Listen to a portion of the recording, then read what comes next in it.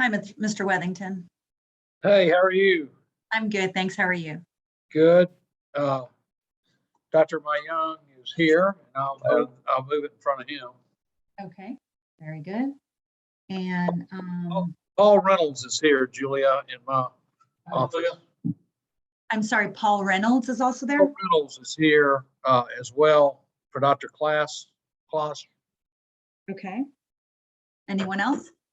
No, Ms. McGrady might come in at some point, Jim, but right now it's just me with Dr. Myung, and I'm going to let him on the screen.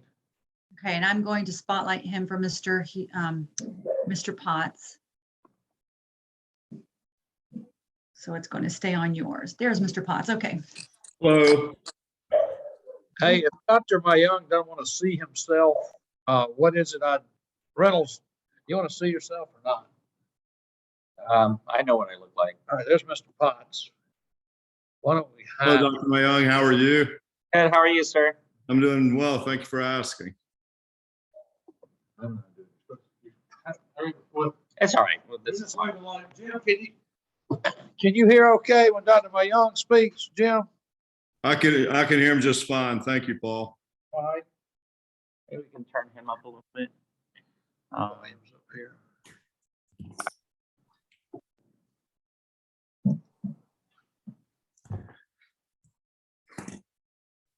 Mr. Potts, is it good with you when we're ready to start if I read us on with a paragraph about being video Yes, conference? please. Okay. Thank you. Are we ready to go? We are. All right, we're on the record. Before we proceed, I will ask counsel to agree on the record that under the current national emergency pursuant. One moment, please. That's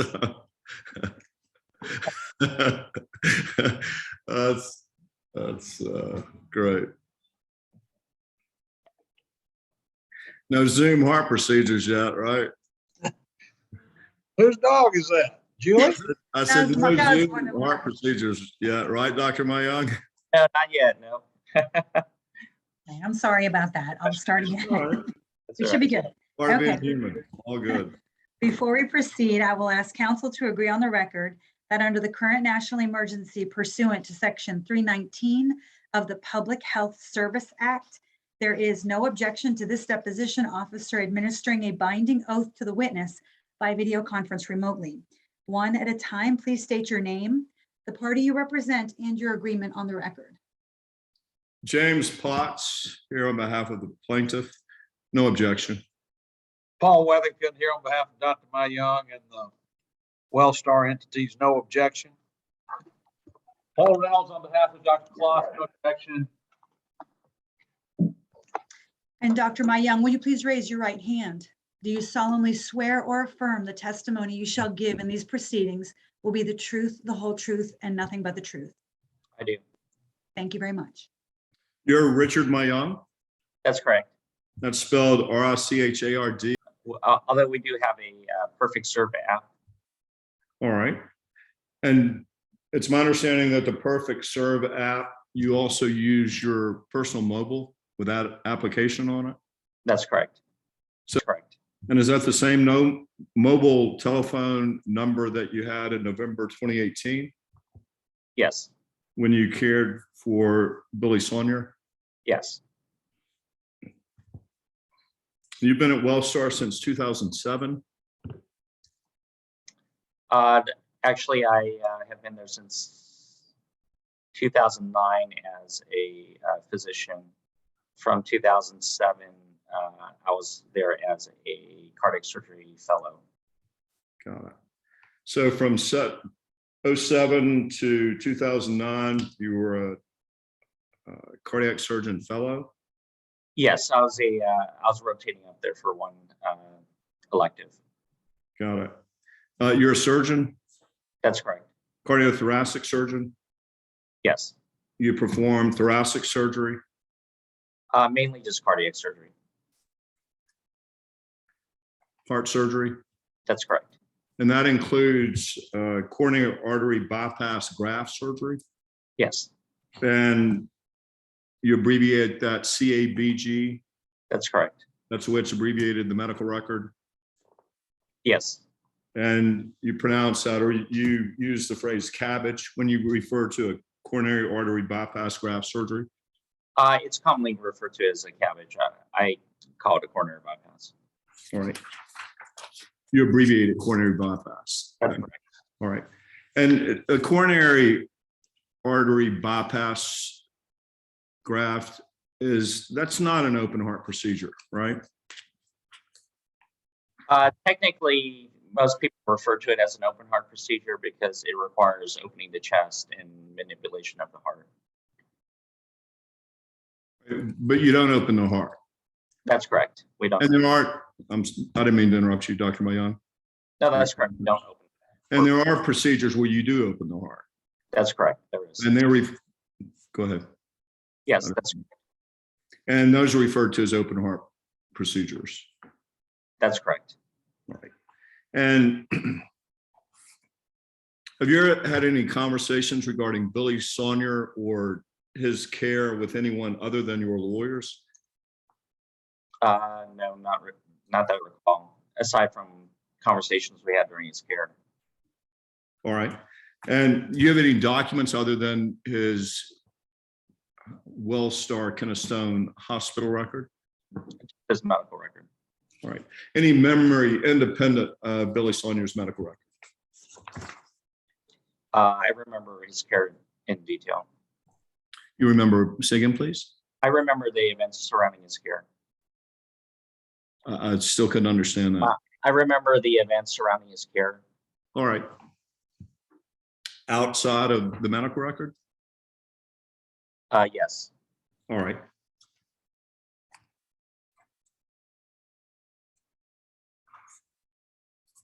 You cared for Billy Saunier in November of 2018. Yes. You performed a coronary artery bypass graft, Yes. and that was at WellStar's Keystone Hospital. Yes. Billy Saunier was your patient at WellStar's Keystone Hospital in November of 2018. Yes. And a coronary artery bypass graft surgery, or CABG, is a procedure used to treat coronary artery disease. That's correct. Coronary artery disease is abbreviated CAD, That's correct. and it refers to the narrowing of the coronary arteries. Yes. And the coronary arteries, well, the heart pumps oxygenated blood throughout the body, The left heart does. Yes. and it to oxygenate the tissue throughout the body. Correct. And the heart also needs oxygenated blood to survive. That is correct. And the heart gets that blood from the coronary arteries. Yes. Those are the blood vessels that supply oxygen and nutrients to the heart muscle. Yes. I'd like to show you what we've marked as Exhibit 1 to your deposition.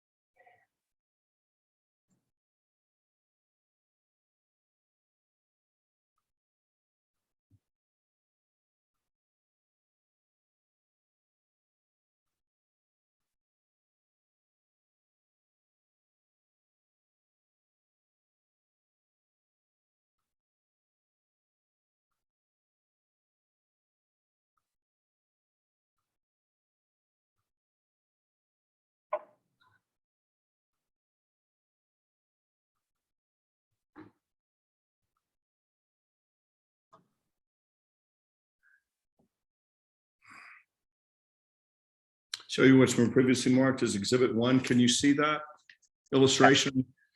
And that's an illustration of a coronary artery bypass graft. This is a illustration of just coronary artery disease. There's no grafting. All right, it's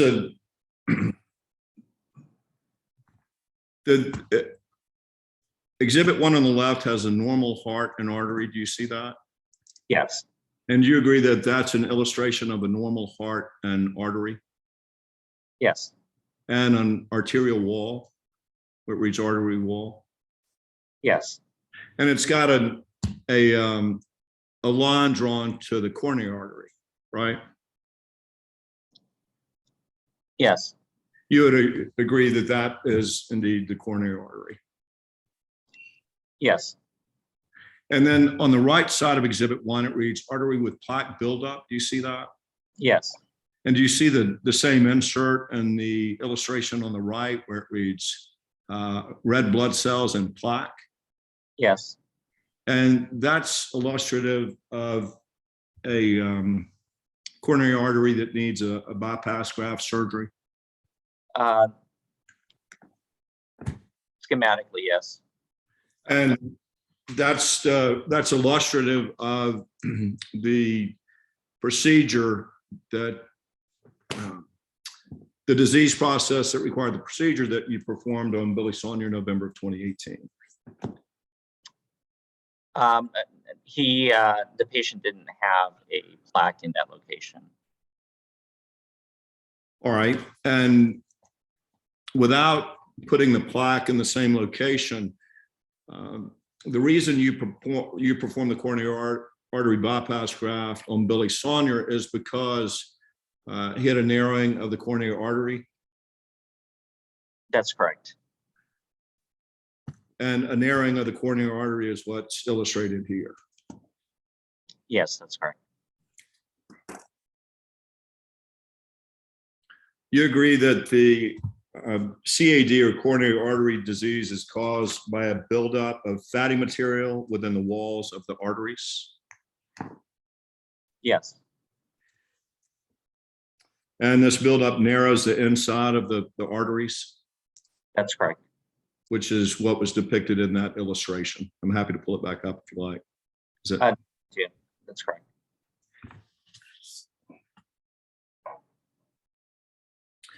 And what that does is limit the supply of oxygen-rich blood to the heart muscle itself, Yes, which is what in turn necessitates a coronary artery bypass graft.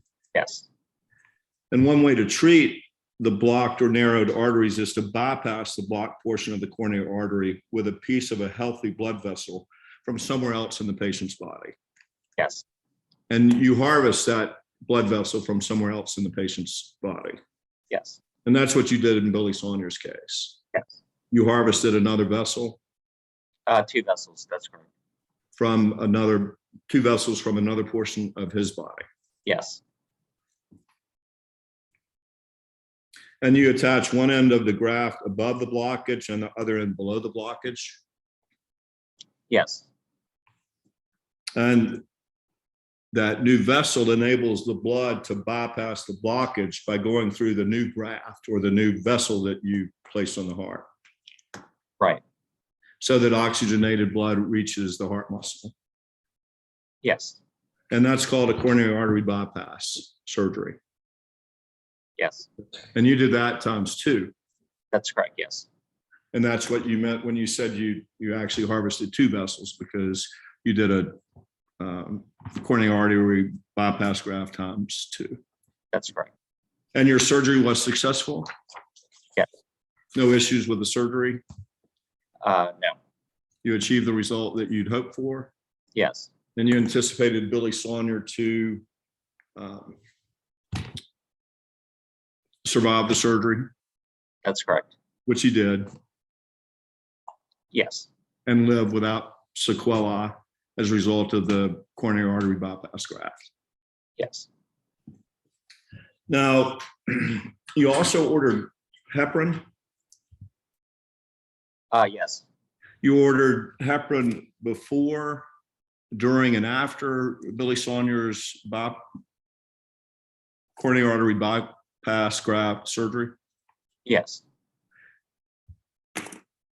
I'll show you what we're going to mark as Exhibit 2 to your deposition.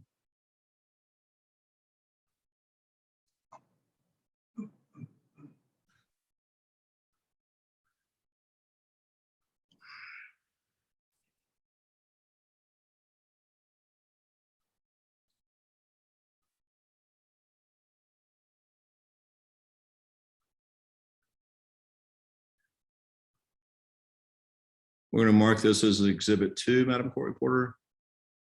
What I've done, Dr. Myung, is shared these in the chat portion of the Zoom so that they're accessible by you, your lawyers, everyone. I'm going to go ahead and pull that up for you as well.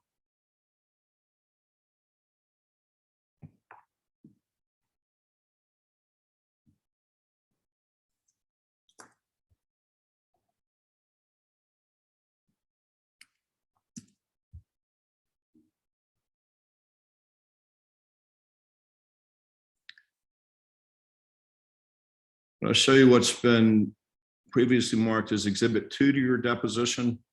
This is, can you see in the lower right corner where it reads page 256? Yes. And if you look up here where it paginates the document, it's page 263 of 652 of WellStar Keystone Hospital's medical record for Billy Saunier. You see that?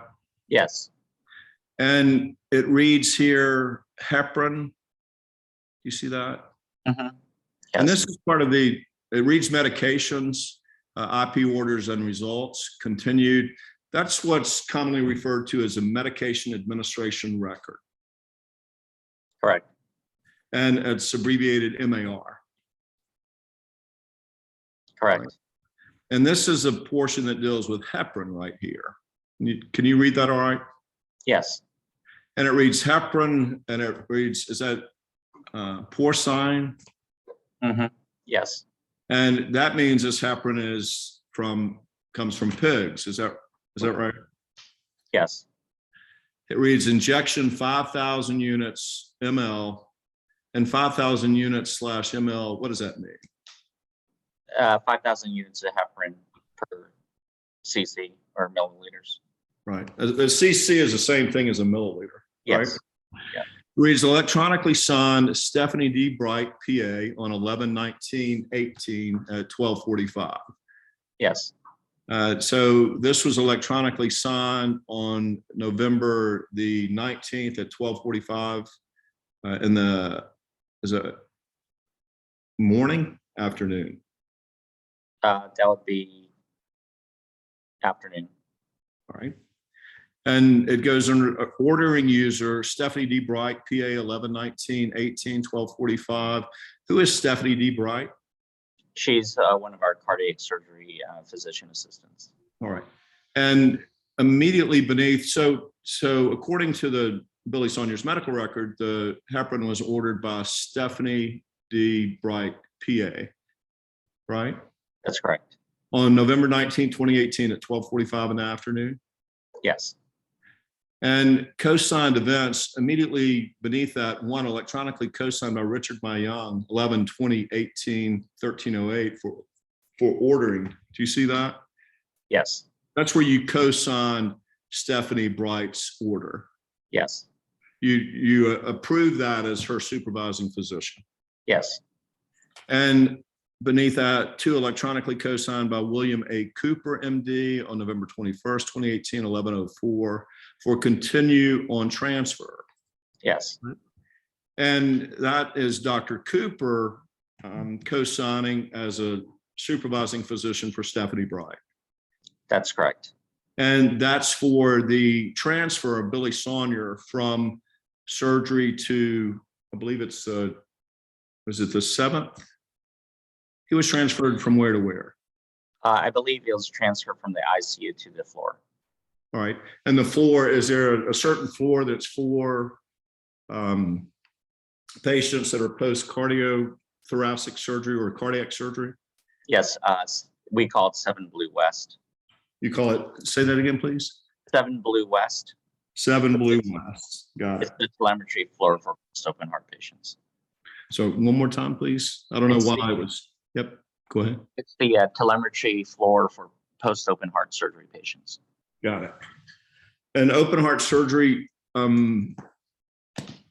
it goes on to read electronically co-signed by Richard J. Myung. That's you, right? Correct. On 11/21/2018, 22/23 for continue on transfer, right? Yes.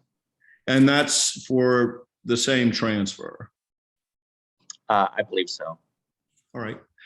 And then I'm looking here. Released by Deborah DiPietro, RN 11/19/2018. You see that 14:08, 2:08 in the afternoon? Yes. Do you supervise her, or is she employed by you? I don't recognize her name. Okay. And of course, ordering provider here over on the right, that's the same Stephanie Bright that's over here on the left, right? Yes. And then frequency Q8H SCH 11/2019 0800 to 11/25/18 at 10:07. Can you see that? Yes.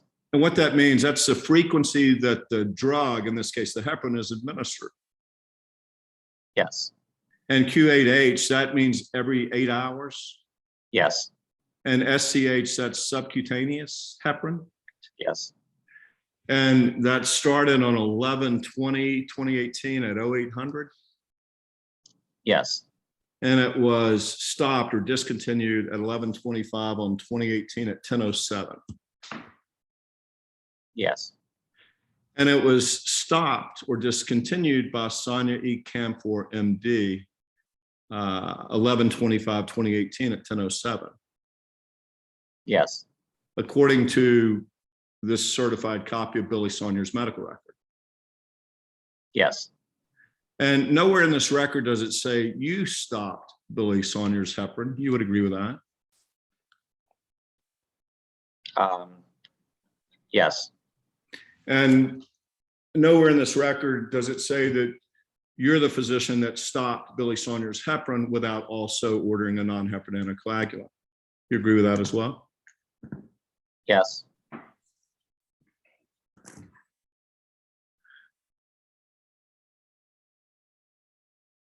And you agree that medical records are important medico-legal documents? Of course. Yes. Yes, sir. And when you order a drug, particularly a drug that can cause someone's death like heparin, that you accurately reflect that in the medical records? Yes. And when you continue that, even when a patient's transferred, you also ensure that the medical record accurately reflects that? Yes. And if you had discontinued or stopped heparin in this case, you would have made sure that the medical record accurately reflected that. Yes. And because you did not stop or discontinue heparin in this case, the medical record accurately reflects that you did not. That's correct. And it also accurately reflects that you did not stop Billy Saunier's heparin without also ordering a non-heparin anticoagulant like argatroban. Yeah.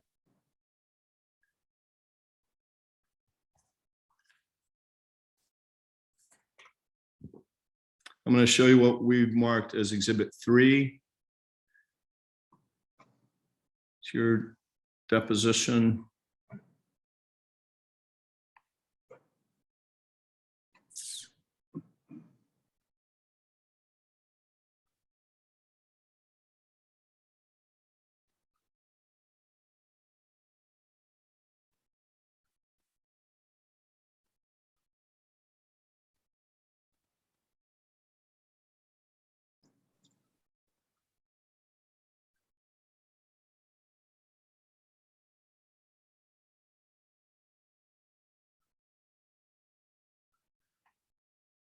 All right, I'll show you what's been previously marked as Exhibit 3 to your deposition. And this is a timeline based on the certified copy of the medical record that we were provided by WellStar's Keystone Hospital for the heparin that was administered to Billy Saunier in November of 2018. Have you seen this document before? I have not. No. Have you reviewed any of the previous depositions before your deposition here today? No, I haven't. All right. And have you reviewed his medical record? No, I have not. All right. Do you agree that Billy Saunier received heparin on November 15th, 2018? Yes. He also received heparin, Billy Saunier received heparin on November 19th, 2018. Yes, And that's while he was a patient at WellStar's Keystone Hospital. yes, And he also received heparin from November 20th through the 25th while he was a patient post your surgical procedure at WellStar's Keystone Hospital. yes, And you agree that, as you saw, the heparin was stopped by Sonia Camphor, MD, on November 25th, 2018 at 10:07. I believe that's when the order went in, yes. And according to the medical record, no non-heparin anticoagulant was started. That's correct. And it reads, do you recall that a heparin-induced platelet antibody was ordered on November 25th, 2018 at 11:07 by Delene Huff? Yes, And did you ask Delene Huff to order that? yes, I did. And that's whenever you suspect HIT, you order an HIT antibody lab. Yes, And the HIT antibody lab, HIT stands for heparin-induced thrombocytopenia, was collected on November 25th, 2018 at 5:41. I don't recall the exact time. Okay, but that's it. The date was November 25th. Yes, And did you ever see those results? yes, the day Right. after. Yeah. And the results, it was an H, that stands for high. Is that right? That's correct. And that's 3.501. Yes, And within normal limits or normal range is 0.000 to 0.399. Is that right? that's correct.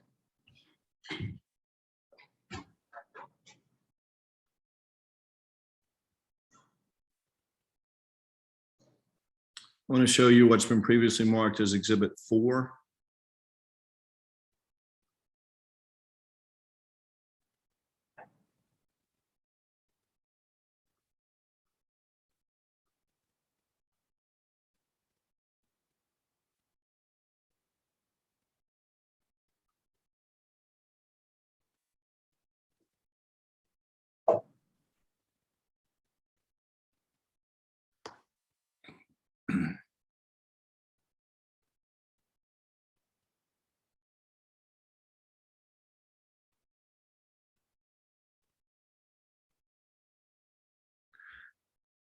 Exhibit 4, that's the laboratory report for the HIT antibody that was ordered for Billy Saunier in November of 2018. You see that all right?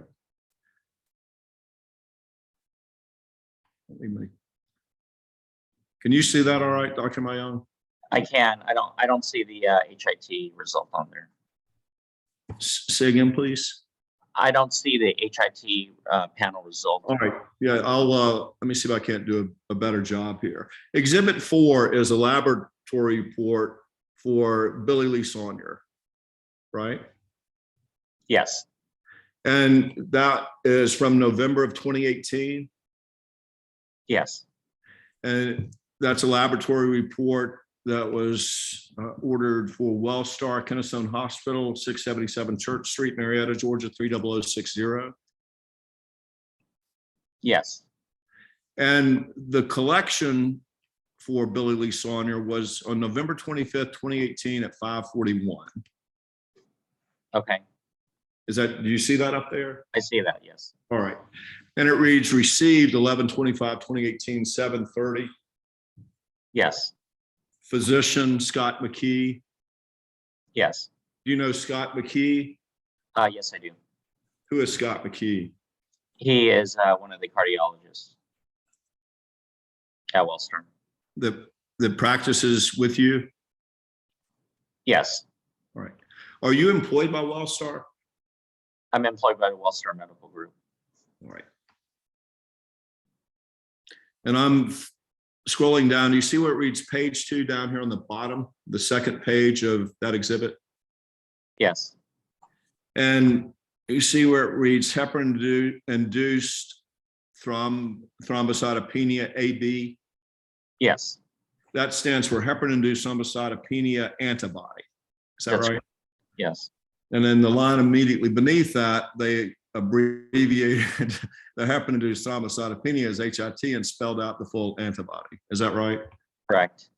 HIT is short for heparin-induced thrombocytopenia, an abbreviation for it. Yes. And it reads optical density, and that's the measure of the blood. Yes. Yes, And the number here for Billy Saunier as of the collection date, which we saw up here, was November 25th, 2018 at 5:41, was high, 3.501. Do you see that? yes, And the normal range is 0.000 to 0.399. that's correct. And you would agree that according to the HIT antibody that was ordered for Billy Saunier, he was suffering from heparin-induced thrombocytopenia on November 25th, 2018 at 5:41. Could you repeat that question? Sure. Would you read that back, please, Madam Court Reporter? You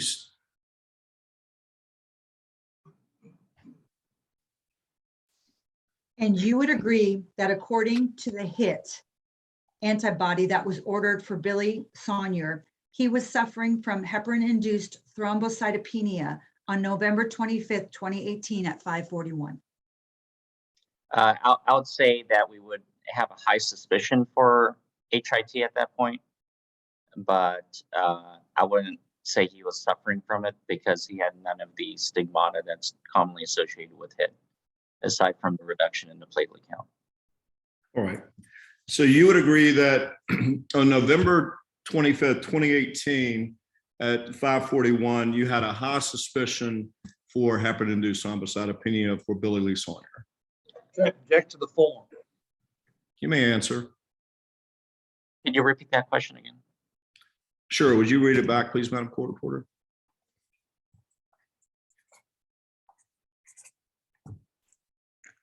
So you would agree that on November 25th, 2018 at 5:41, you had a high suspicion for heparin-induced thrombocytopenia for Billy Lee Saunier.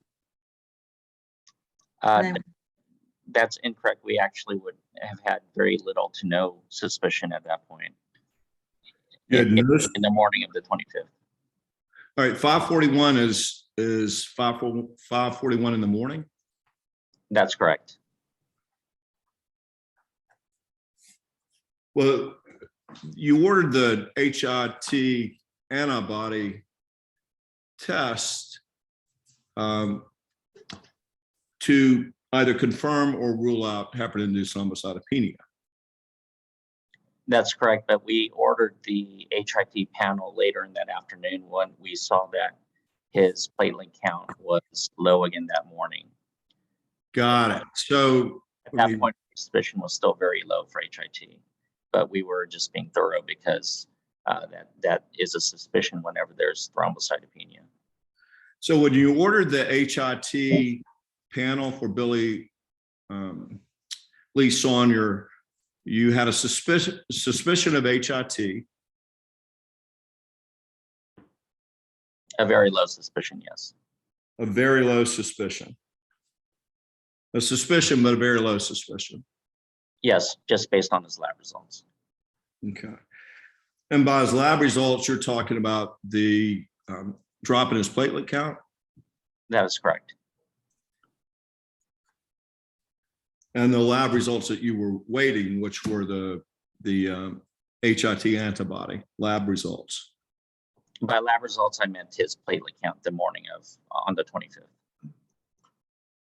All right. Any other lab results that caused your suspicion of heparin-induced thrombocytopenia? No. All right. It's a drop in the platelet counts, That's right? correct.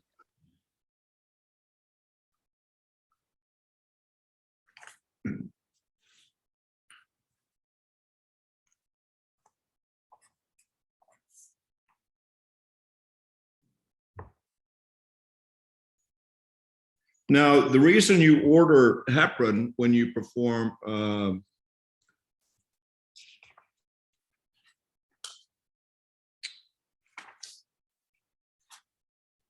coronary artery bypass graft surgery is you want his blood to be anticoagulated. Well, there's two forms of the heparin that we administer during around the time of surgery, perioperatively. The low dose, the 5,000 sub-Q, is for DVT, or deep venous thrombosis prophylaxis. The larger dose of heparin that you see in the record is at the time of surgery, and that's to prevent any clotting during the manipulation of the coronary arteries during surgery. All right, I'm going to pull back up Exhibit 3 to your deposition.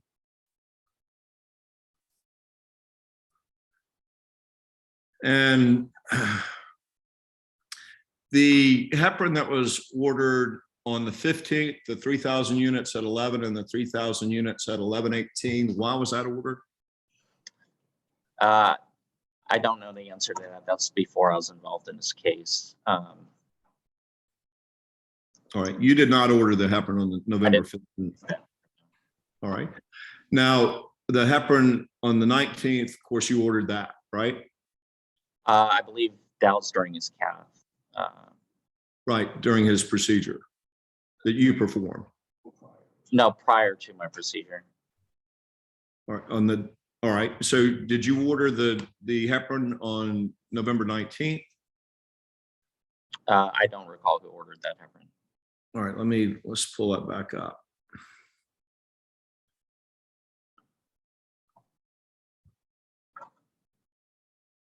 I'm going to pull back up again, and this is Exhibit 2 to your deposition. This says heparin. Can you read that? Again, this is page, see in the lower right corner, 256 of 652, the certified medical record for Billy Saunier.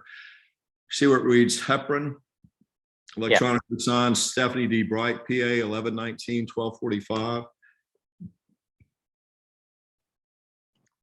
Yeah, I see that.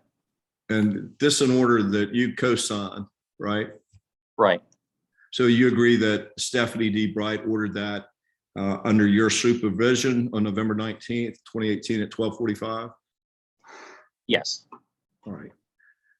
So now we'll go back to Exhibit 3 to your deposition.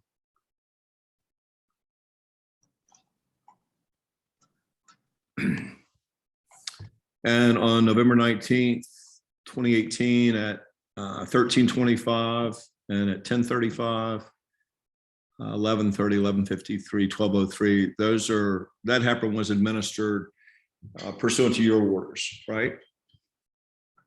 I'm not sure if that heparin was administered because the dosing is different. What we ordered is the 5,000 units sub-Q, Q8. And I'm not exactly sure why on your timeline it shows 30,000 units in 1 liter. All right, let me pull that up. My presumption is that this is orders off the preoperative order set. Let me pull.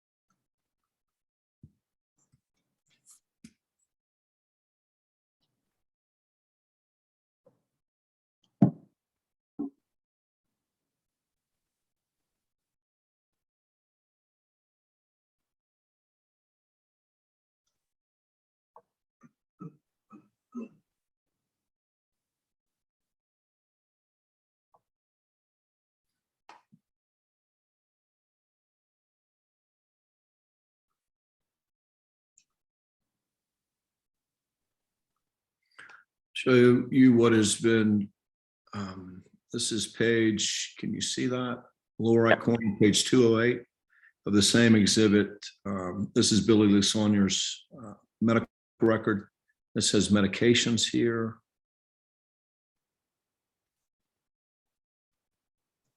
Yes, I see that. You see where it reads heparin? Yes, You see where it reads 16,000 units given? right. What does the word given mean? That means it's actually given to the patient in their IV. So does that refresh your recollection about whether the 16,000 was actually given to Billy Saunier on November 19th? No, there's no question that he's gotten the heparin during the operative procedure, but on that timeline, I can't account for the order for the 30,000 units of heparin. Let me see. If you go back to the previous exhibit, Sure. Let me go back. Dr. Myung, when you get so close to the speaker, it's hard for me to make out some of your words. sorry. Thank you. I know you're soft-spoken, but thank you. Yeah, that I'll do, as best I can. I'll let you know there's an issue here too. So this is exhibit you were talking about, right? The heparin. On that record, it shows the 16,000 units of heparin given by Ms. Toman at 11:30. Uh-huh. But I'm not exactly sure where that order, or whether that 30,000 units that are listed above that twice was given, or what that heparin is for. It's not clear in the record that you're showing. All right, we'll pull that up.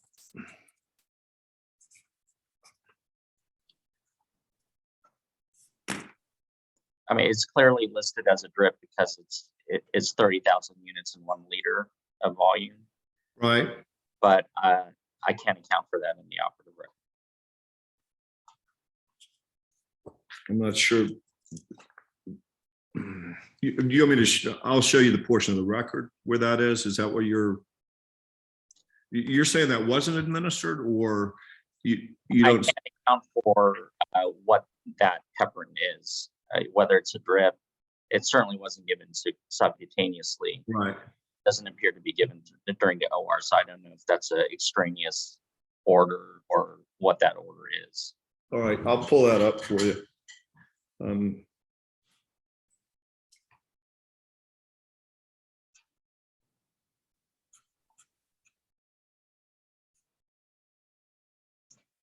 Did you ever administer heparin to Billy Saunier?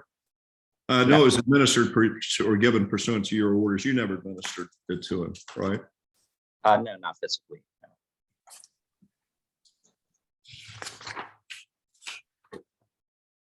You agree heparin is a drug? Yes. And heparin, whether you give it subcutaneously, by drip, by bolus, it's the same drug, right? Yes. And have you ever heard the phrase that, quote, stuff makes you bleed? I have never heard that phrase. All right. You agree that heparin was administered to Billy Saunier Yes. in November of 2018 Yes. while he was a patient at WellStar's Keystone Hospital? Yes. Before, during, and after your coronary artery bypass graft procedure? Yes.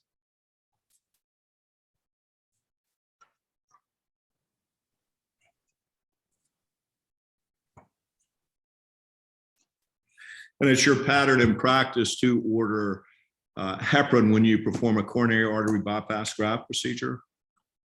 Yes, that's the standard.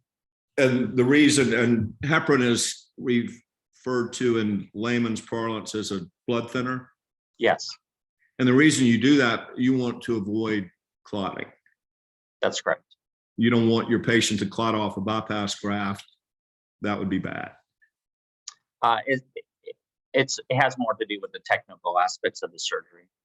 All right, well, and yeah, you want the blood All right. Do you use a heart-lung machine when you perform a, go ahead. Heart.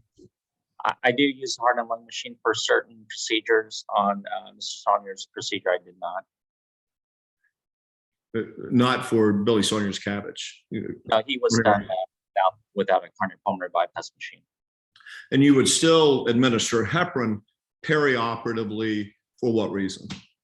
You still have to temporarily occlude the vessel in order to perform the bypass surgery to it. And so you have to temporarily occlude a small portion of the aorta in order to suture a bypass graft to the aorta. Right. And you can continue the heparin post-operatively for what reason? We actually reverse the heparin at the time of the procedure to prevent bleeding, and recontinue a smaller dose of subcutaneous heparin to prevent DVT, or deep venous thrombosis. That's what DVT stands for, right? That's yes. Now, Delene Huff, have you seen her deposition? No, I have not. All right. Delene Huff testified that you called her and you told her, you gave her an order to stop heparin and to not start a non-heparin anticoagulant or argatroban. That's correct. Yes. Do you recall that telephone call? Yes. All right. And what telephone was that call made from? I don't know what phone she used, but it's always my cell phone. That was a mobile telephone? Yes. But go ahead. I don't recall her actually calling me, but it may have been a conversation that we had. We had multiple conversations that weekend. You said you did not have any conversations that weekend? No, we had multiple conversations that weekend. Multiple. And that would have been from your mobile telephone? Yes. All right. And you agree that that's not recorded anywhere in the medical record? I don't believe so, no.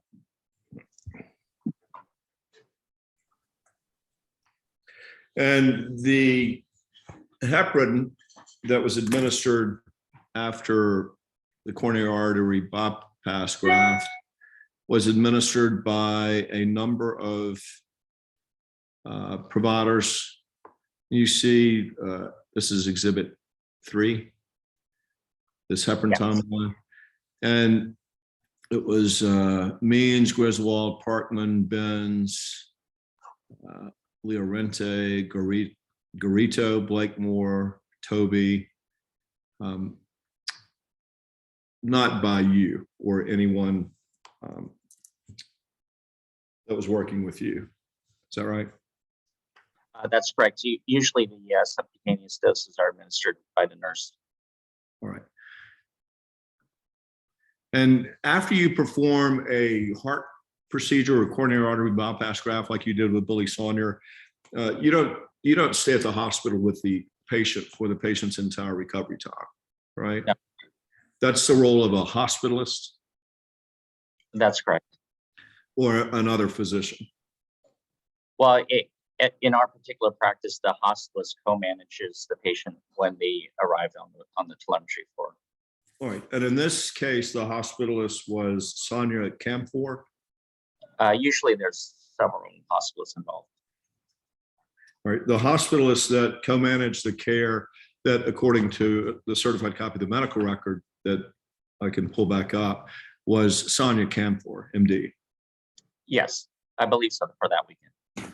Let's make sure we get that.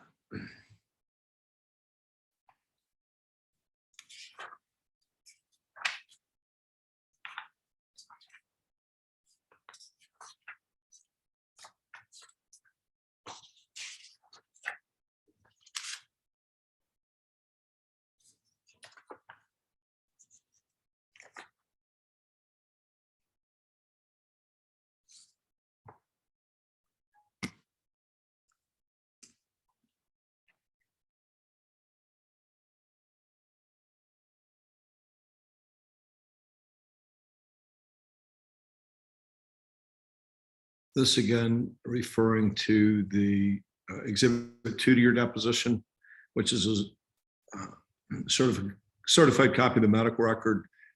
You see where it reads heparin. We went Yes. over this earlier. And it reads discontinued by Saunier E. Camphor MD 11/25/2018 10:07. Is that right? Yes, And does that confirm that Saunier Camphor was one of the, I think you called it a co-provider, is that right? You yeah. carried Yes, a co-provider with you, and it indicates here in the medical record that she's the one that stopped the heparin, right? that's correct. And it doesn't have, I'm looking here, it doesn't have that anyone else discontinued the heparin other than Saunier Camphor, is that right? Yes. James, I think you're missing an order though. What's that? I mean, Delene Huff, Is that an objection? Go yes, ahead. I guess I'm just trying to get the record straight. Object, it misstates the medical facts. Okay. Was that Mr. Wethington? Yeah, I'm sorry, it was. Okay, thank you. You agree thrombocytopenia is a low platelet count? What were you reading there, doctor? I mean, we've got you on video looking over to the left. What are you looking at? He was looking at the medical records, Jim, but I, All right, show me the portion of the medical record you're looking at.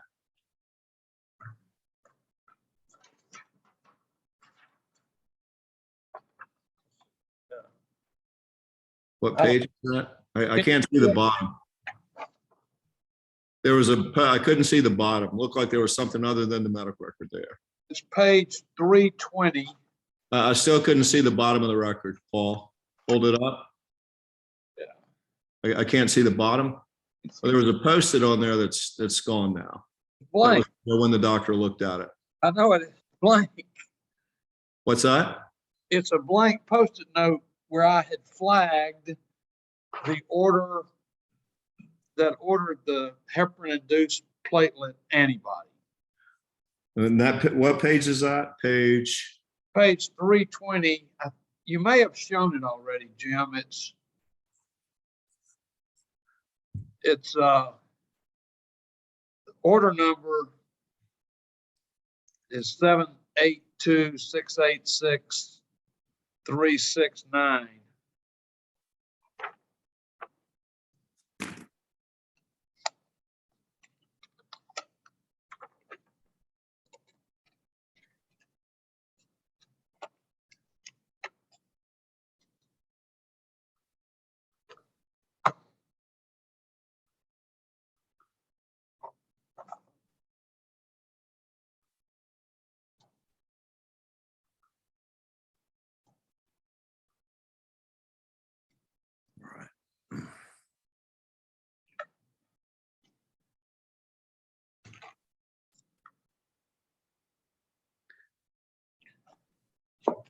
I'll show you what's been previously marked as we're still on exhibit 2, which is a certified copy of the medical record.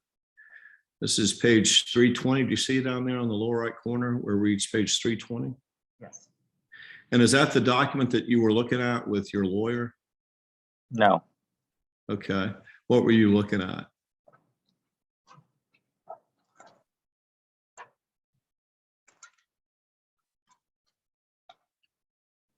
Show you the top there.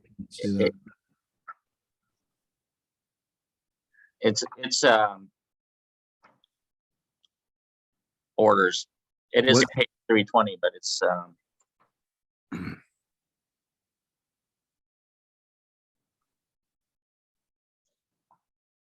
Hmm. it's basically a printout of orders. Our page numbers must be off, obviously. Yeah, that's an issue though. This is all right, what's the order number? That's the time number. 782-686. 372. Say again, please. 782-686-372. I believe you actually showed me this already. Let's see. All right, that is, for the record, page 268 of, I don't think this is the same, 782-686-372. Is that right? Yeah. All right. So I'm going to pull this up. This is page, you see the lower right corner, 268. That's not the same page. All right, but is this the same order? You see where it reads heparin-induced platelet antibody? 782-686-372. That's correct. That's the lab test, but it just shows differently on our form. But this is the order you're looking at, the order for the lab. That's correct. And I guess I missed the segue from my question to the importance of that order. I think your lawyer suggested while we were taking the deposition that I'd omitted to show you an order when we were talking about who stopped the heparin. You remember that line of questioning? Jim, I think I may have made a mistake. I objected to one of your questions because I incorrectly transposed two events. I do believe it was Delene Huff who ultimately ordered the hit panel stat. I think you are correct that the heparin discontinuation order was by Sonia Camphor. And I think I got those two events confused. All right. And I had the page opened to the hit panel order, and Dr. Myung cut his eyes over to it. That's how we got there. So, All right. If you would, we need to be planned. We've had this conversation too. We need to be playing from the same sheet of music. So I need a certified copy of the medical record. I've got one that's supposedly certified that's like at least 30 something pages short of what you've got, according to the numbers at the, well, let me just on the record. So go ahead and send me today, please, via email, whatever record you're using so that I can compare that with the one that we were provided by WellStar Keystone. yeah, Right. I agree the numbers that you got seem to be off from our numbers, and I will do that. I think we probably ought to Bates number a set of records. You, us, somebody, so I agree with you. We need to have the same exact chart. Yeah, and if we're missing a portion of the chart, I mean, well, we'll deal with that, like that bridge with a sign on it. All right. We'll cross that bridge when we come to it, I suppose. All right. Did any of that colloquy change your testimony, Dr. Myung? Just to be clear, you're stating that Dr. Camphor discontinued the heparin. Yes. And According to the medical record. Ms. Huff ordered the hit antibody panel, which is correct. All right. Now, you agree that heparin-induced thrombocytopenia is a serious side effect of heparin? Yes, of course. The heparin that was being, in this case, administered to Billy Saunier in November of 2018? It's a complication of any heparin given to anyone. Right. Well, in this case, Billy Saunier was being administered the heparin. They caused a heparin-induced thrombocytopenia while he was a patient at WellStar's Keystone Hospital. That's correct, yes. Right. And heparin-induced thrombocytopenia can cause death. Yes. And that's what caused Billy Saunier's death in this case. I am not 100% sure that that's what caused his death in this case. All right. Well, you saw the hit panel, right? Yes. The 3.501. Yes. And you're aware that he did clot off a bypass graft? Yes. And other than the heparin-induced thrombocytopenia, what caused that, in your medical opinion? Like I said, I'm not sure, but we do have early graft failure, meaning, venous saphenous vein grafts failing even without. I can't understand you. And it may be that you're a little close to the. Am I too close? Is this Yeah. better? Okay, sorry. That's all right. So Yes, sir. Go ahead. Zoom is new to me. So basically, you can have early saphenous vein graft failure in patients. And in fact, we do see it in about 1% of our patients in the absence of HIT. Right. Well, you can have any number of things in the absence of HIT, right? Yes. And what you do when you make a medical diagnosis is you take a constellation of signs and symptoms, right? Correct.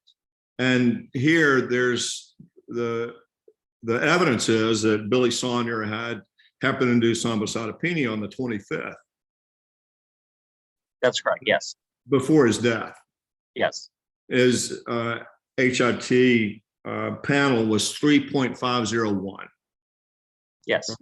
About 10 times the high normal range. Yes. And he did, and what heparin-induced thrombocytopenia will cause you to do is to clot. Is that right? That's correct. Even though you administer heparin for the anticoagulation or as a blood thinner, if you are suffering from heparin-induced thrombocytopenia, then that will cause your blood to clot. Yes. And that's what, and Billy Saunier had a clot that ultimately killed him, right?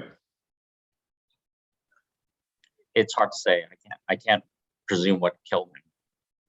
Well, you know that he clotted off a bypass graft. Yes, and that's most likely the cause of his death. Yes. Yeah, the most likely cause is a heparin-induced thrombocytopenia. The clotting as a result of the heparin-induced thrombocytopenia. Same objection. You may answer. It's difficult to say whether or not the HIT, that thrombus in that vein, was caused by HIT. I personally have never seen a case where an isolated graft is thrombosed because of HIT. Usually we see more systemic forms of thrombosis. Have you ever had a patient die from heparin-induced thrombocytopenia? Yes. All right. About how many times? I would say maybe 1 or 2 times. All right. And how many roughly coronary artery bypass grafts have you performed? I'd say close to 1,000. Okay.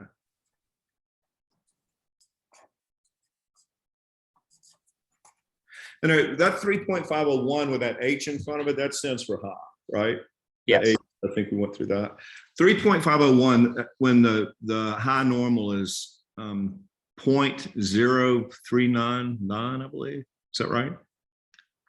I can pull it back. Yes.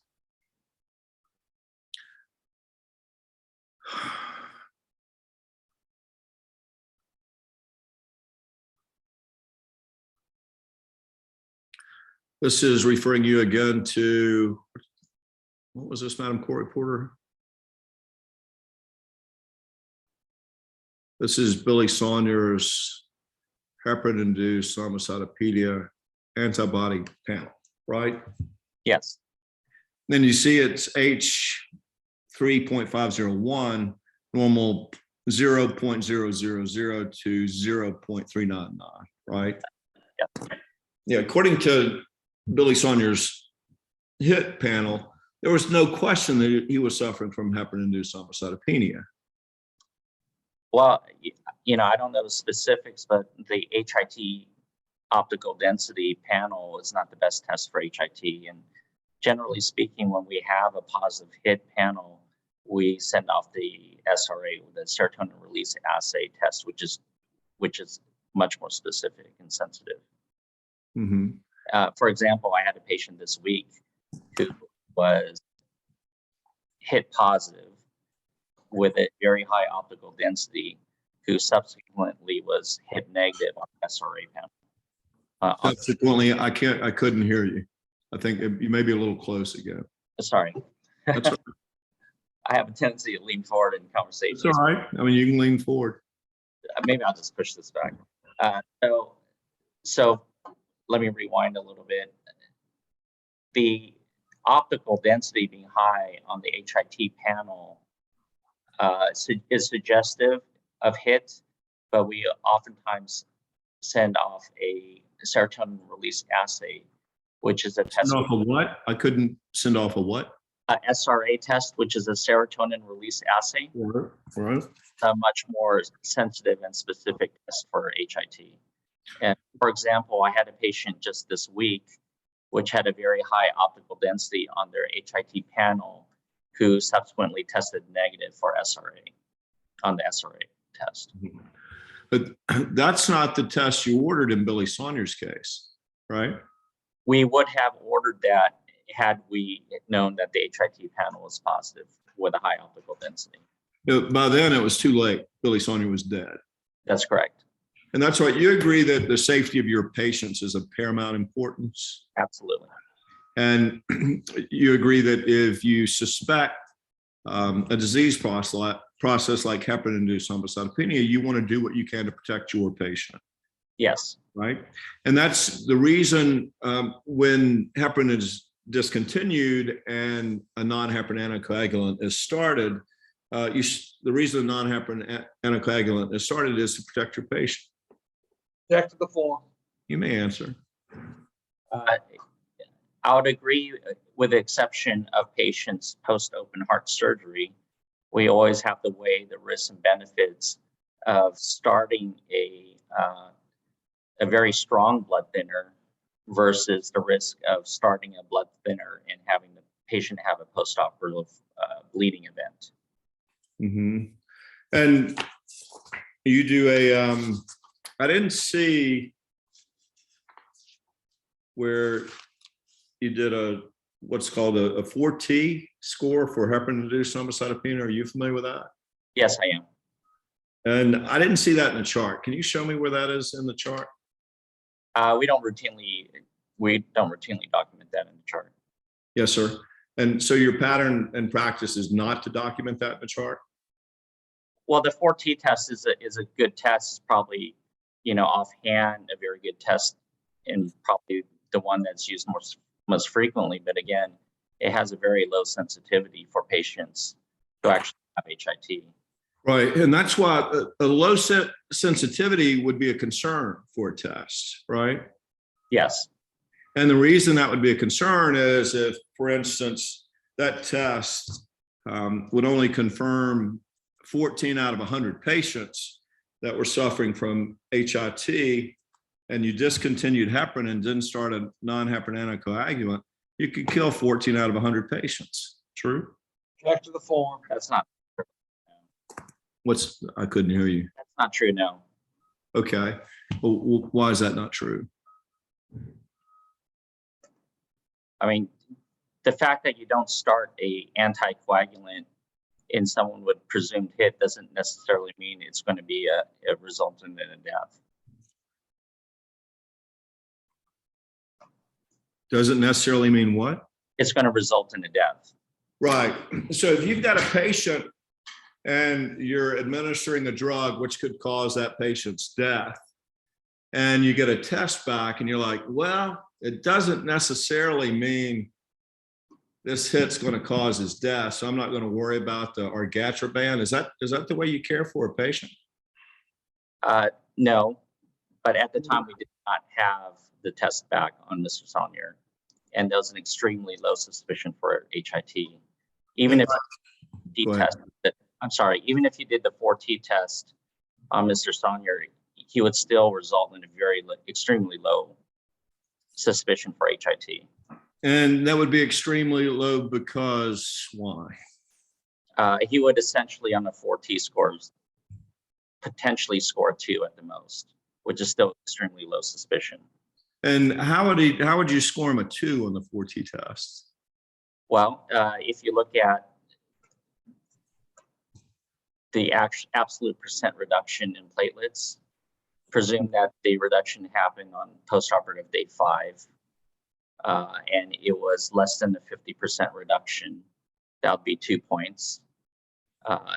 Mr. Saunier looked perfect. He had no issues with thrombosis, skin necrosis, anything like that. So he would score 0 in that case. And he had a very strong reason to be thrombocytopenic, i.e. he just had open heart surgery. So that would be a 0. So maximum score 2. Well, you said he had a very strong reason to suggestive of thrombocytopenia because he just had a coronary artery bypass graft. That's correct. Why is that? Because of ongoing blood loss during the surgery and ongoing blood loss thereafter. But he'd been on a, well,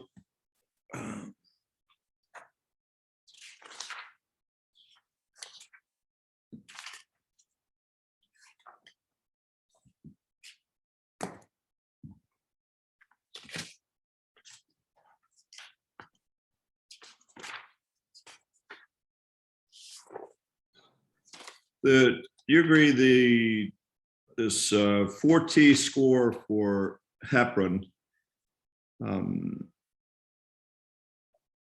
you agree that heparin-induced thrombocytopenia may be suspected if blood tests show falling platelet count in someone receiving heparin? No, according to 4T, you have to look at the thrombocytopenia in terms of percent reduction. All right, let me, can you hear me all right? Yes. All right, my question is, heparin-induced thrombocytopenia may be suspected if blood tests show a falling platelet count in someone receiving heparin. Yes. All right. That's even if the heparin had been discontinued. That's correct. You agree that the standard of care requires that patients receiving heparin have a complete blood count? I'm sorry, what do you mean by complete blood count? CBC, complete blood count. Oh, yes. Yeah. And that's on a regular basis while the patient's receiving heparin? That's correct. All right. And a commonly used score to predict the likelihood of HIT is the 4 Ts. Yes. And you use that yourself? Yes. A score of 0 to 8 points is generated. So range of possibilities is 0 up to 8. Yes. And if the score is 0 to 3, hit is unlikely, heparin-induced thrombocytopenia. That's correct. Score of 4 to 5 indicates intermediate probability, Yes.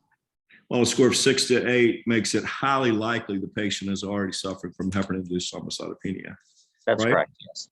And those with intermediate or high scores need to be treated with an alternative drug. Judge Moore, go ahead.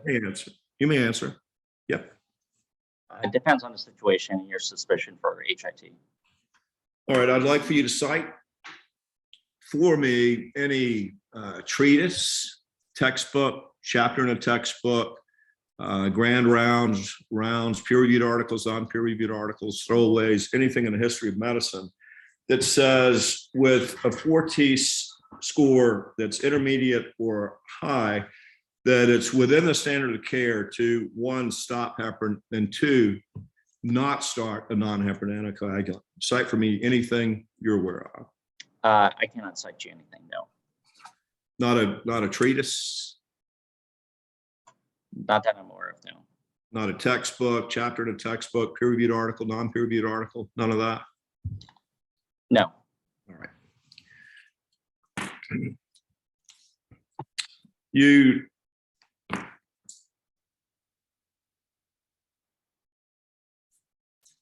You agree that an analysis of the reliability of the 4T score, an intermediate score had a positive predicted value of 14%. Were you aware of that? Can you repeat that? Sure.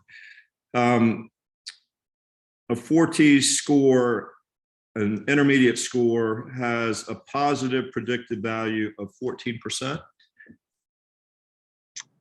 I was unaware of that. I think it's around 20%. All right. And a high score, high 4T score, has a predicted value of 0.64, 64%. From my understanding, it's roughly 40 to 60%, yes.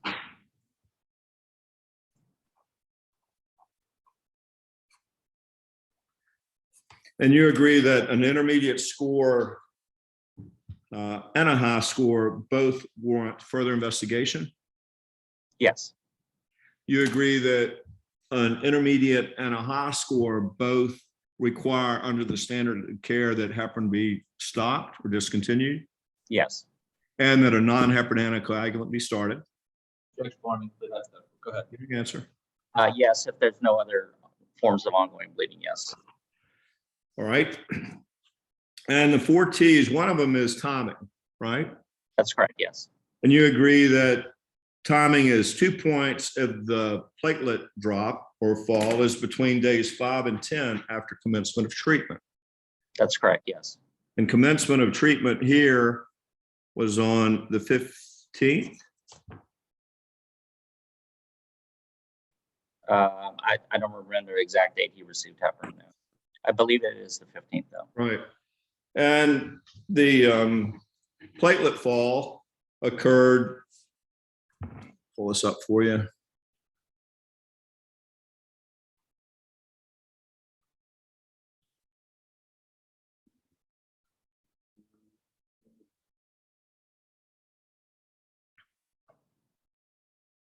Show you what's been marked as, let me get this right. Is this 5, Madam Court Reporter, or 6? We're on 5. Thank you.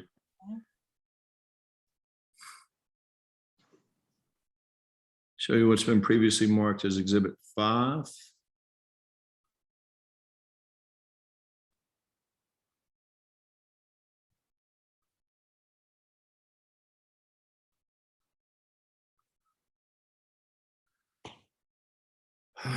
No, this is a complaint. We're being served with a complaint in this case. Can you hear me all right? Yeah, I don't recall. Okay. And the Billy Saunier's platelet count on November 14th was 208. That's correct. And on November 25th, it was 104. Yes, You agree that 104 is 50% of 208? yes, And so from the 15th, when he was first administered heparin, until the 25th, he had a fall. Is that right? Had a fall on 1, 2, 3. Let's see, 2 days, 3 days, 4 days, 6 days, 7 days, 8 days. You agree that he had a platelet fall between 5 and 10 days after he was initially administered heparin? he did, yes. And that's a score of 2 points under timing. True? Not necessarily. All right. What I'd like for you to do, I'm sorry, go ahead.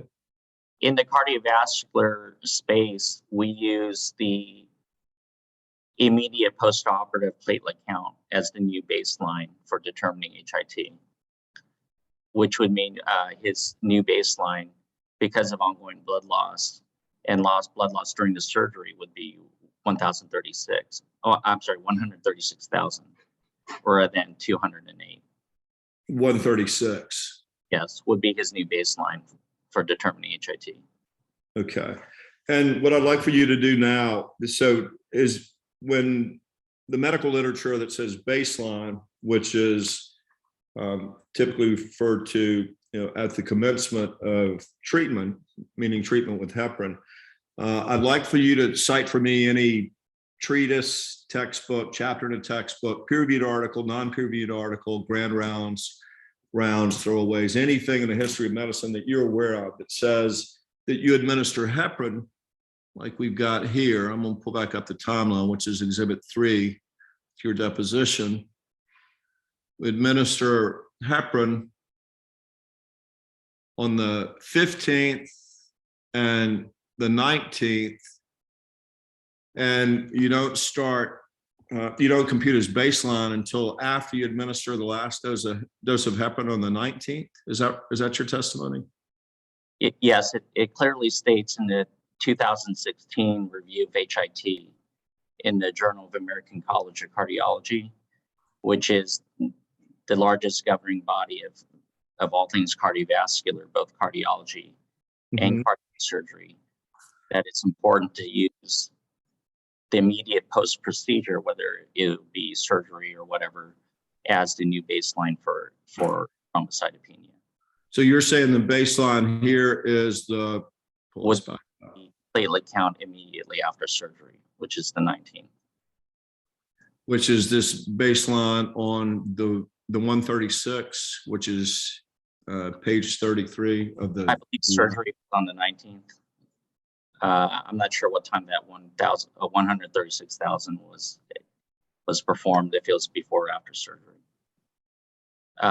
My presumption is it was after surgery, since there was a reduction in platelet count, which is consistent with surgery. So the baseline in this case is 136. That's correct.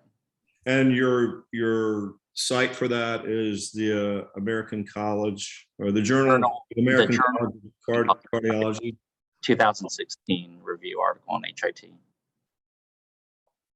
And do you have a site for that other than 2016? If you would like, I can pull it up real quick. Sure.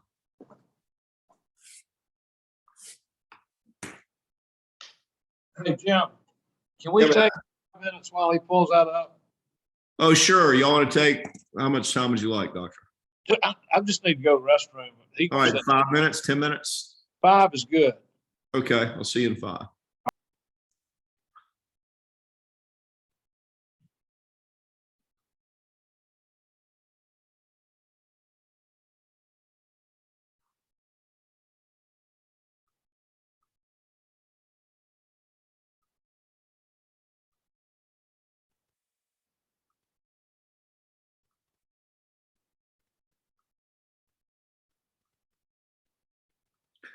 All right.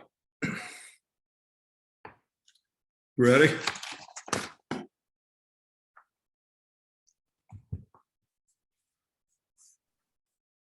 I'm back on the record. God, I'm going to make the article that you shared with me exhibit. Let's see, we're 1, 2, 3, 4, 5, 6 to your deposition. Let's go ahead and pull that up. Yes. And this is a hit review from the 2016. Let me see if I can read this. Volume 67, number 21, 2016, the Journal of the American College of Cardiology. Is that right? That's correct. I can barely hear you. I don't know what happened. Yeah, that's correct. All right.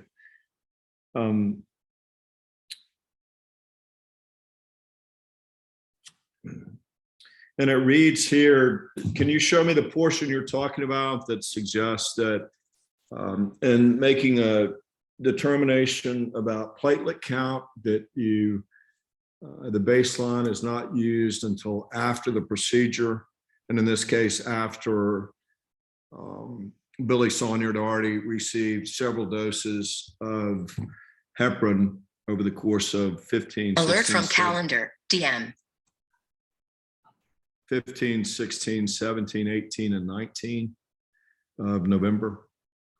I have it on my phone, so I'm just going to refer to. Sure. What page are you on? It's the second page. Is that 2512? 2520. 2520. Hold on. I'm going to pull that up.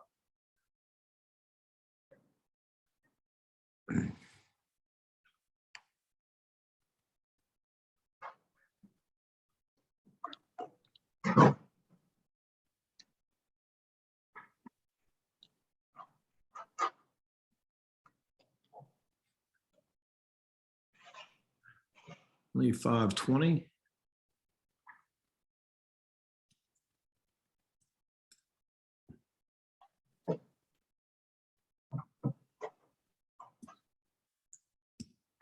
Yep, I'm on 2520. Uh, the second paragraph on the right-hand column, Uh-huh. last sentence. Yeah, let's go ahead and pull up the whole paragraph. Can you see this okay? Yeah, I can see that fine now. You see where it reads frequently, the paragraph you're talking about begins frequently post-surgical patients exhibit a unique bimodal pattern of platelet decline. Do you see that? Yes, And you're suggesting that Billy Saunier had he was a post-surgical patient and had a unique bimodal pattern of platelet decline? one can say that, yes, because he did have a slight rise in his platelet count back to 150. And all right, I'm going to pull up his platelets again. And I want you to show me what would cause you to characterize this as a bimodal decline. Can you see that all right?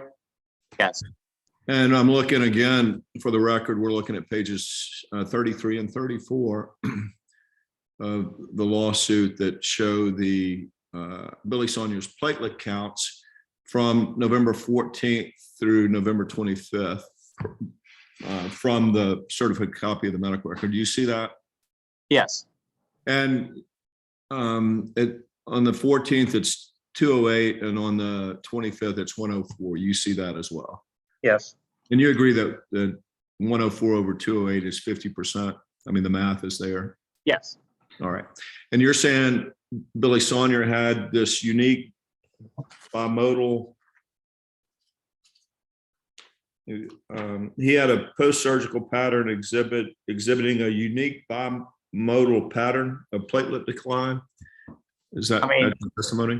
not necessarily. His platelet count always stayed, 130s, 120s, 150s. I mean, I wouldn't say it's actually bimodal. It's probably steady. All right.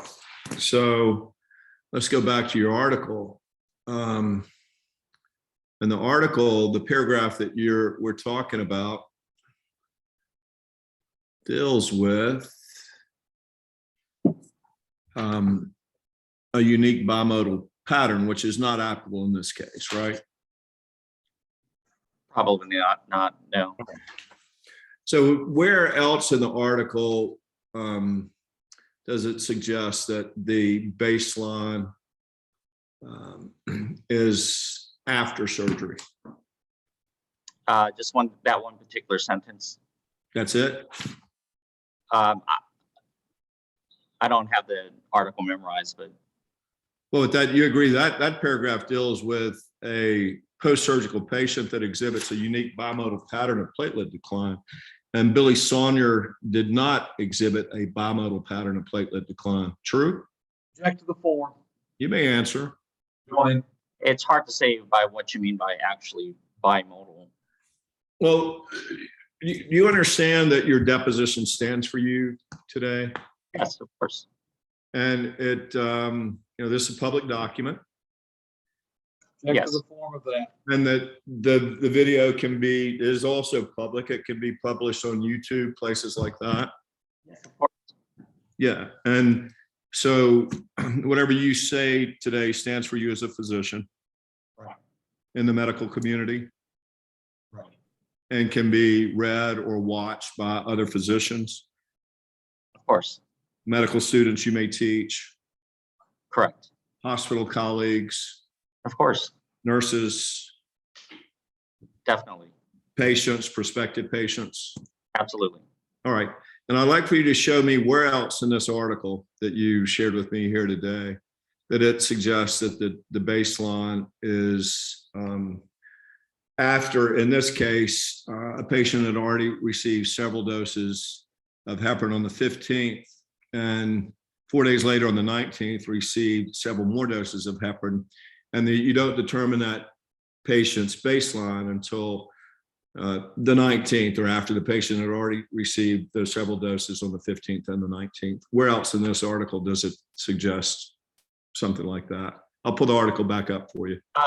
To my knowledge, they mentioned it once. The fact that they said it importantly emphasizes the fact that the author actually means it. So it's something to take note. But to my knowledge, mentioned once in the article. In the bimodal paragraph. Yes, And you agree, if Billy Saunier were not didn't exhibit the unusual bimodal pattern, that paragraph would not be applicable to Billy Saunier. The form. I think that's incorrect. I think the authors were alluding to the fact patients with HIT or suspected HIT show a bimodal pattern after surgery.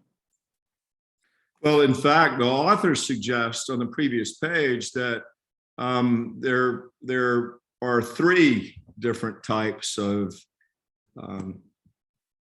clinical patients.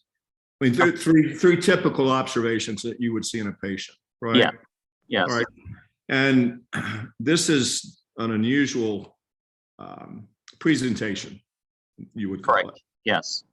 And you agree that when you write a paragraph, you know, that I think there are what, 5 sentences in this paragraph? Pull it back up. Yeah. Yeah, let's see. Actually, 1, 2, actually only 3. Or they have some commas there. So you agree that when you write a 3-sentence paragraph, and the first sentence says what we're talking about in this paragraph, the balance of what's in that paragraph deals with what that paragraph is about, right? Check to the form. Well, I mean, grammatically, the first sentence is just a thought introduction to what the patients, what the authors are going to allude to. In that paragraph. Yes. And then the last sentence would be the actual conclusion of their thought process of what size. And the middle sentence suggests that patients who do have a bimodal decline in platelet function are the ones where you should suspect HIT. If I'm reading it correctly. All right. But last, they say importantly, the new baseline should be the post-procedure platelet count. For a bimodal patient. For any patient, for any post-operative patient. So you're saying that, and I'd like any authority other than that the bimodal paragraph of this article that suggests you can administer heparin to a patient on day 1, and then 4 days later, day 5, you administer still more heparin. Again, several doses of heparin. This is heparin both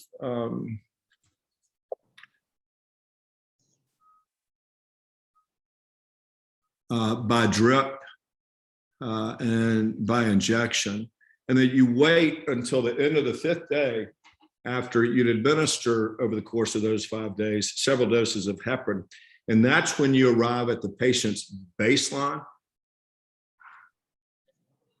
That's not what the authors are saying, actually. Right. The That's not what your testimony is either, right?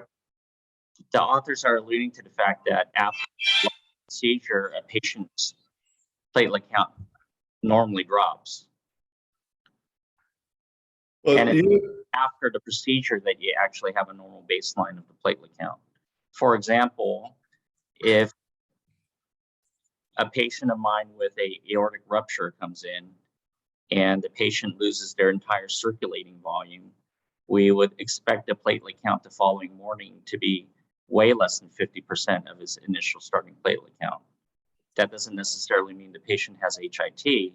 It just means he's had quite a bit of blood loss during the surgery. Right. Well, first of all, Billy Saunier, that didn't happen in this case, right? No, it didn't. And you agree that if you want to,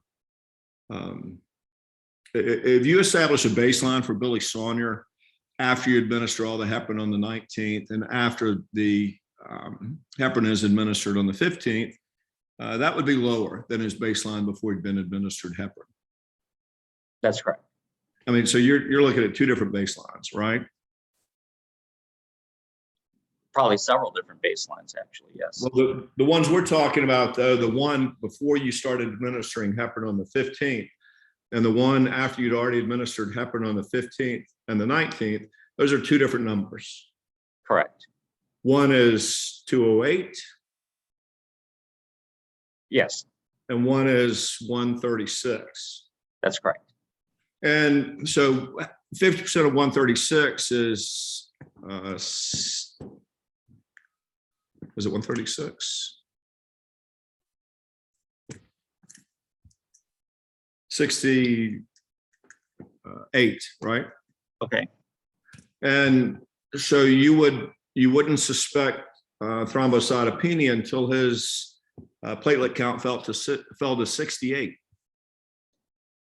That's correct. I think somewhere in the article, it probably mentions that patients who actually have documented HIT, the median platelet count is 55,000. Yeah, and what a median or a And mean in fact, is, that's an average, right? Yes, and in fact, it's extremely rare to have HIT with a platelet count above 100,000. Well, but Billy Saunier had heparin-induced thrombocytopenia. Like I said before in my testimony, I am not entirely sure of that. Okay. He had a HIT panel which showed a high alpha-goal density, but he never, unfortunately, he never got to the point where we would have been able to send out SRA panel to determine whether it was true or not. Right, and there was no SRA panel because no one at WellStar's Keystone Hospital ordered an SRA panel, right? That's correct, because the suspicion for HIT was extremely low. And it was extremely low because of what you shared with me earlier about the 4 Ts, is that right? The 4 Ts, clinical suspicion was very low because Mr. Saunier looked like he was very close to being discharged. In fact, I remember Mrs. Saunier wanting him to be discharged that day. In fact, she was pretty adamant about that because he looked so good. Well, but he wasn't discharged that day. No, because we had this HIT panel that was pending. The HIT panel because you suspected HIT. We did not suspect HIT. In fact, our suspicion was very, very, very low. But we did have a lab test showing that he had thrombocytopenia, which was increasing, which is the reason why we sent the HIT panel. Well, you don't order labs just for no reason, right? Of course not. You ordered the HIT lab, Yeah. the antibody Yes. panel for a reason. Yes. For the low platelet count. Right. Any other reasons that you haven't shared with me here today that you feel like that caused you to have a very, very, very low suspicion of heparin-induced thrombocytopenia? Other than what we already discussed now. All right. So that the high, the 3.501 was a surprise to you since you had I just want to make sure I'm quoting you correctly, a very, very, very low suspicion of heparin-induced thrombocytopenia. Yes, it was very surprising. Yes. Sadly for Billy Saunier, because you had such a very, very, very low suspicion, he died. That's correct. Yes. All right.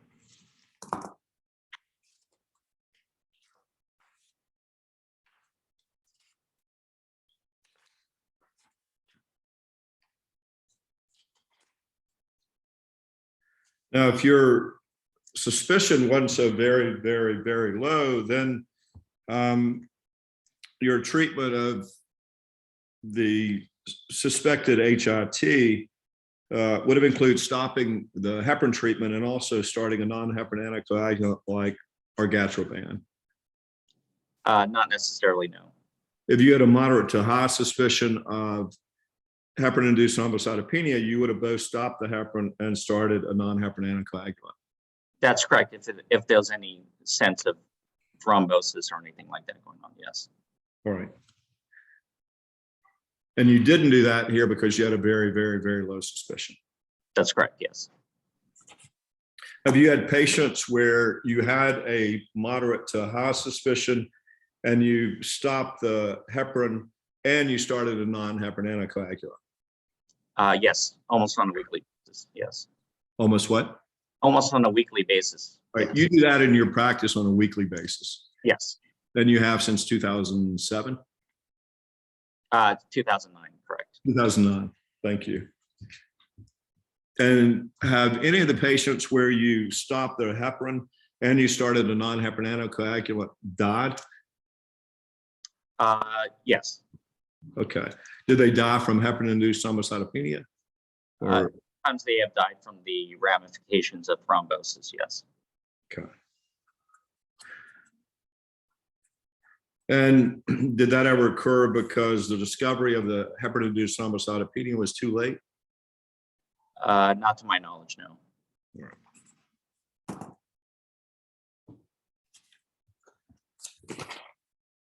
You agree that heparin-induced thrombocytopenia has been well known in the medical community since the 1960s? Yes.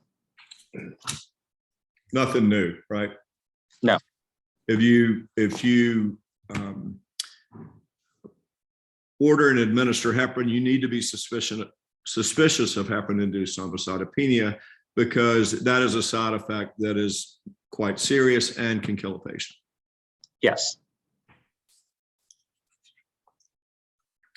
You agree that on the signs and symptoms of heparin-induced thrombocytopenia, typically the platelet count falls between 5 and 14 days after heparin is first given? Yes, that's correct. You agree that you can still have heparin-induced thrombocytopenia up to 30 days after receiving heparin? In fact, I've heard of cases where it's much longer than 30 days. Yes. Yep. Some of the literature reads 90 days. You heard that as well? I've heard even longer days than that. Yes. What's the longest you're aware of? I've seen someone still HIT positive 6 months out sometimes. Wow. So 180 days. Yeah. Can you cite for me the literature that reads that way? No, that's personal experience. Got it. You agree that, as your article read, the fall in platelet count may occur sooner, sometimes within a day? That's correct. Yes. And it may take the form of clots, either in arteries or veins?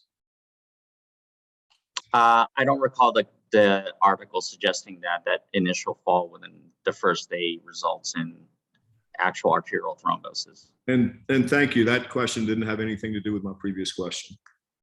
You want me to ask you that question again? Yes, please. Sure. You agree that heparin-induced thrombocytopenia may take the form of clots in either arteries or veins, or both? Yes, both.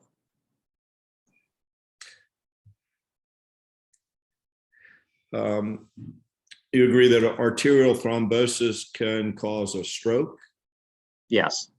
can cause a myocardial infarction, Yes. heart attack, can cause acute leg ischemia? Yes. And did Billy Saunier suffer from what you would characterize as a heart attack? That's unclear. All right. Could I clarify? Sir? Do you mean a heart attack before or after surgery? No, after HIT. It's unclear. Yes.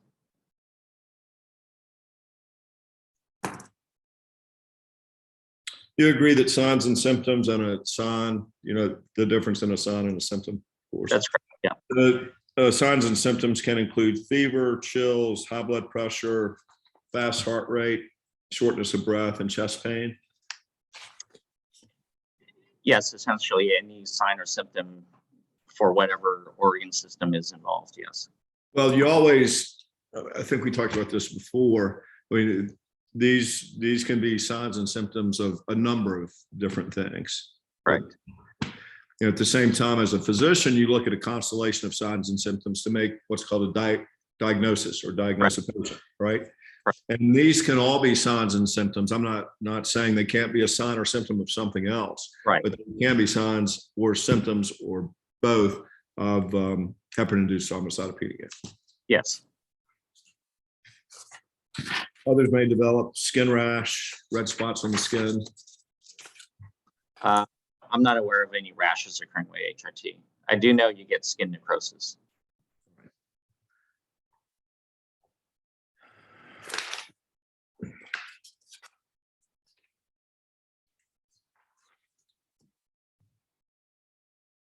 And the treatment is, as I believe you've already shared with me, stopping the heparin and starting a non-heparin anticoagulant like argatroban if your suspicion is moderate to high. Yes. And if your suspicion was moderate to high, stopping the heparin and not starting a non-heparin anticoagulant argatroban would be below the standard of care. Unless there was some reason to not start the blood thinner, for example, ongoing bleeding or something like that. Right. Not present in Billy Saunier's case. Correct.